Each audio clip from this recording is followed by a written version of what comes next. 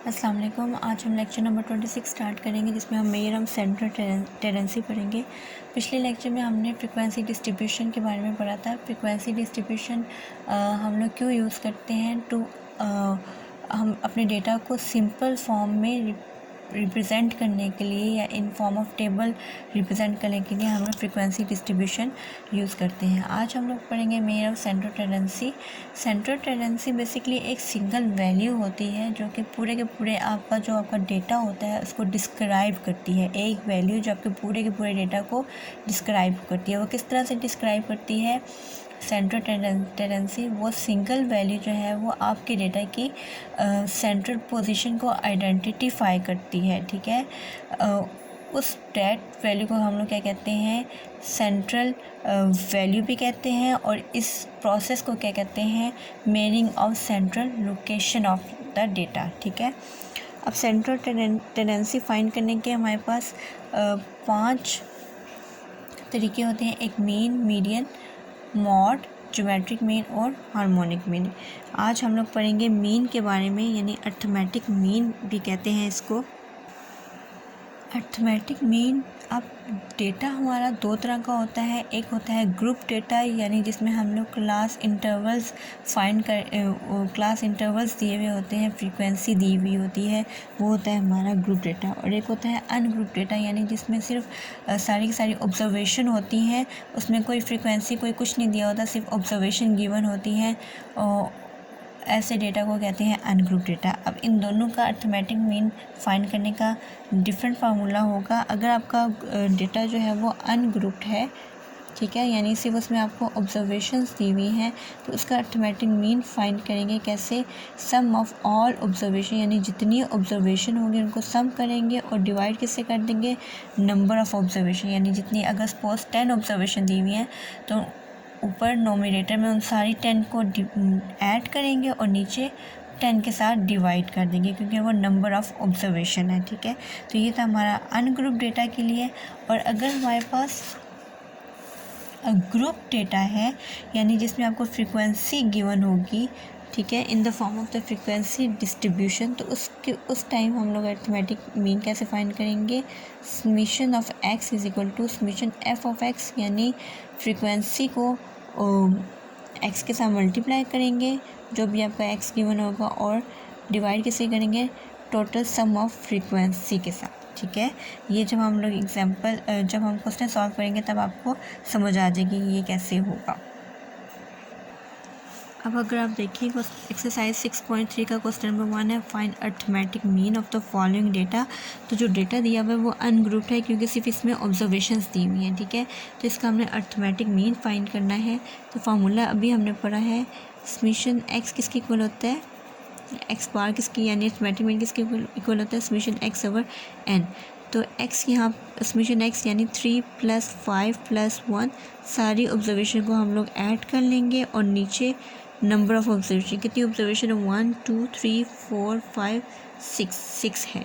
ठीक है, तो ये आ जाता है हमारे पास, इनको ऐड करने से 32 / 6 विच इज़ इक्वल टू 5.33। तो हमारे पास समीशन क्या आ गई है? 5.33। तो ये था हमारे लिए जब डेटा हमारा अनग्रुप था। अब अगर हम लोग क्वेश्चन नंबर 5 देखें, the score obtain by the students of class 10 in mathematics, the result is illustrated below. Compute arithmetic mean find करना है एंड अज्यूम मीन, ये दोनों चीज़ें हमने फाइंड करनी है, एक अज्यूम मीन और अर्थमेटिक मीन। तो यहाँ पे अगर आप देखें तो डेटा हमारा किस फॉर्म में है? ग्रुप फॉर्म में है, यानी इंटरवल्स दिए हुए हैं और फ्रीक्वेंसी दी हुई है। ठीक है, तो इसके लिए हम लोगों को पहले मिड पॉइंट फाइंड करने पड़ेंगे। ठीक है, जब मिड पॉइंट होंगे वो हमारा एक्स होगा। और अभी हमने फार्मूला पढ़ा था कि फार्मूला क्या होता है इसके लिए। तो ये हमारे पास सारे के सारे इंटरवल आ गए, ये फ्रीक्वेंसी, ये दोनों चीज़ें सवाल में गिवन थी। अब हम मिड पॉइंट फाइंड करेंगे, मिड पॉइंट को एक्स कहेंगे। तो 0 से 15 का मिड पॉइंट अगर फाइंड करें तो हमारे पास आ जाता है, मिड पॉइंट कैसे फाइंड करते हैं? 0 + 15 / 2, तो ये क्या आ जाता है? 7.5। और 16 + 30 / 2, तो ये क्या आ जाता है हमारे पास? 23। इसी तरह सारों के इसी तरह डिवाइड करते जाएंगे तो हमारे पास मिड पॉइंट आ जाएंगे 38, ये आ जाता है 53, ये आ जाता है 68 और ये आ जाता है हमारे पास 83। मिड पॉइंट आ गए। अब जो मिड पॉइंट आए हैं इनको हम किसके साथ मल्टीप्लाई करेंगे, फ्रीक्वेंसी के साथ। ये हमारा एफ है, ठीक है। इसको फ्रीक्वेंसी के साथ मल्टीप्लाई करेंगे तो ये आ जाता है 90, 460, 30, 4, 583, 612 एंड 830, ठीक है। अब समीशन भी हमने फाइंड करना है। ये समीशन एफ है, ये आ जाता है टोटल 70 के इक्वल, और ये समीशन एफ एक्स है, ये हमारा किसके इक्वल आ जाता है 2879 के इक्वल, ठीक है। 2879। अब फार्मूला क्या आता है अर्थमेटिक मीन का in case of group data, summation f of x over summation F. ये भी हमने फाइंड किया, ये क्या है 2879, और ये भी हमने फाइंड किया ये 70 है। तो इस सारे को करें तो हमारे पास आ जाता है 41.12। तो ये तो हमने फाइंड किया अर्थमेटिक मीन। अब हमने फाइंड करना है अज्यूम्ड मीन।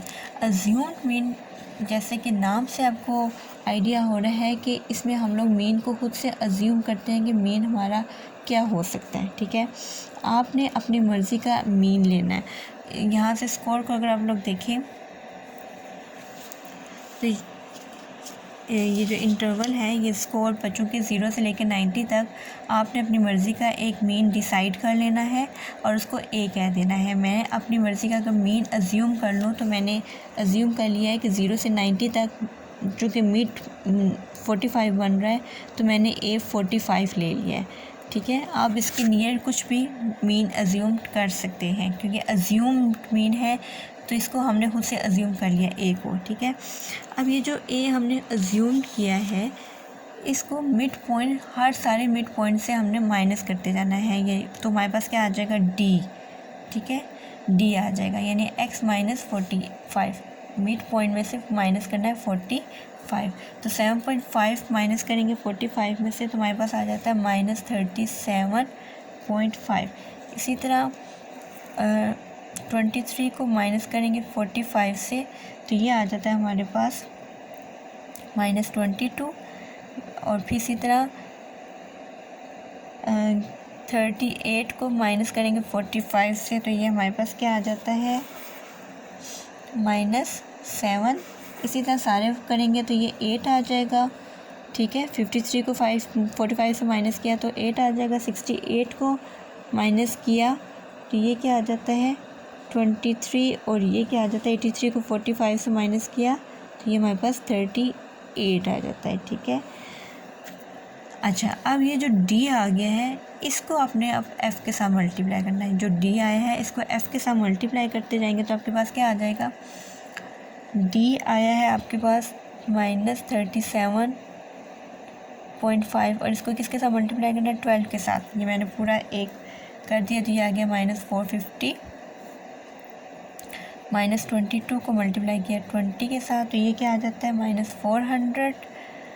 और अगला मैं वैसे लिख रही हूँ, अब आपको समझ आ गया होगा कि किस किस को मल्टीप्लाई करें।